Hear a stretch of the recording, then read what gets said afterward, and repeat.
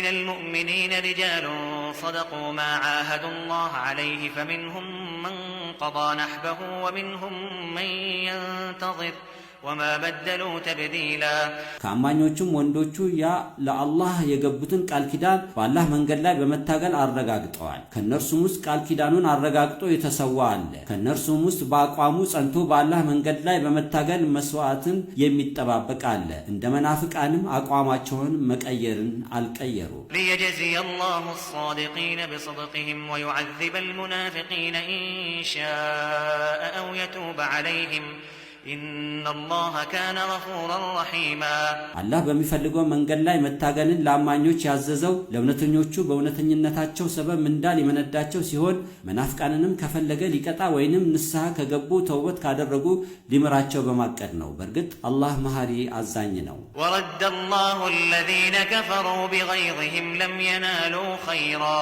وكفى الله المؤمنين القتال وكان الله قويا عزيزا አላህ እነዛ ከሃዲያንን ወደ መጡበት ከመዲና ዙሪያ ወደ መካ ከነቁጭታቸው መለሳቸው። በምድር ዓለሙም ሆነ በመጪው ዓለም መልካምን አያገኙም። አማኞችም ውጊያውን ሳይሳተፉ በመላእክትና በንፋስ በመታገዛቸው አላህ በቂያቸው ሆነ። አላህም ብርቱ ኃያል ነውና። وأنزل الذين ظاهروهم من أهل الكتاب من صياصيهم وقذف في قلوبهم الرعب فريقا تقتلون وتأسرون فريقا እነዚያ ሙስሊሞችን ለማጥቃት የአልአህዛብ ጠላቶችን ያገዟቸው የመጻፉ ባለቤቶች የበኒ ቁረይዛ ጎሳ አይሁዶችን አላህ ከምሽጎቻቸው አውርዶ በልቦቻቸው ውስጥ መርበድበድን ለቀቀባቸው። እናንተ ሙስሊሞች የበኒ ቁረይዛ አይሁዶች ከፊሉን ተዋጊ ወንዶችን ትገላላችሁ፣ ከፊሉንም ሴቶችንና ሕፃናትን ትማርካላችሁ። وأورثكم أرضهم وديارهم وأموالهم وأرضا لم تطئوها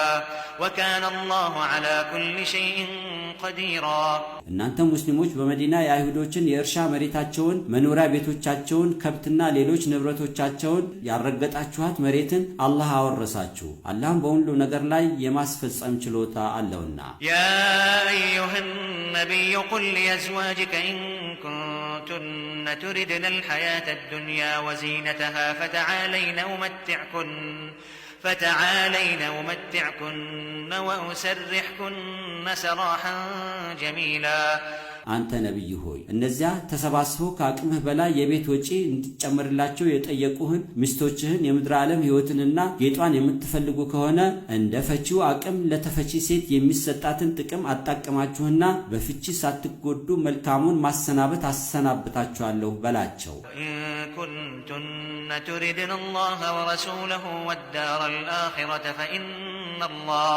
فإن الله أعد للمحسنات منكن أجرا عظيما የመልእክተኛ ባለቤቶች ሆይ ያላህና የመልእክተኛን ውዴታና የመጨረሻዋን አገር ገነት የምትፈልጉ ከሆነ ባላችሁበት የኑሮ ሁኔታ ታግሳችሁ ኑሩ። በርግጥ አላህ ከናንተ ውስጥ ስራቸውን ላሳመሩት በገነት ትልቅ ምንዳ አዘጋጅቷል። ያ ኒሳء النبي من يأت منكن بفاحشة مبينة يضاعف لها العذاب ضعفين وكان ذلك على الله يسيرا እናንተ የነብዩ ሴቶች ሚስቶች ሆይ ከናንተ ውስጥ ግልጽ የሆነ ጸያፍ ተግባር የምትሰራ የቂያማ ቀን ድርብ የሆነ ቅጣት ይደራረብባታል። ይህም በአጥፊዎች ላይ ቅጣትን መደረብ አላህ ዘንድ ገር ነው። ومن يقنت منكن لله ورسوله وتعمل صالحا نؤتها أجرها مرتين وأعتدنا لها رزقا كريما ከናንተ ከመልእክተኛው ባልተቤቶች ውስጥ አላህና መልእክተኛውን የምትታዘዝ መልካምንም የምትሰራ ምንዳዋን ሁለት ጊዜ እንሰጣታለን። በገነት የከበረ ሲሳይ አዘጋጅተንላታል።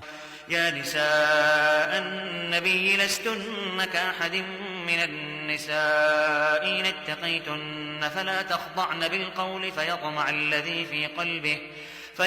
الذي في قلبه مرض وقلن قولا معروفا የነብዩ ሴቶች ሚስቶች ሆይ አላህን የምትፈሩ ከሆነ እንደማንኛውም ሌላ ሴት አይደላችሁም። ደረጃችሁም ሆነ ምንዳችሁ ከሌሎች ሴቶች ከፍ ያለ ነው። ለጥብቅ ጉዳይ ባዕድ ወንድን ስታናግሩ በንግግር አትቅለስለሱ። በልቡ ውስጥ የንፍቅና ወይም የአጉል ስሜት በሽታ ያለበት ይከጅላልና አግባብ ያለውንም ቆፍጠን ያለውን ንግግር ብቻ ተናገሩ።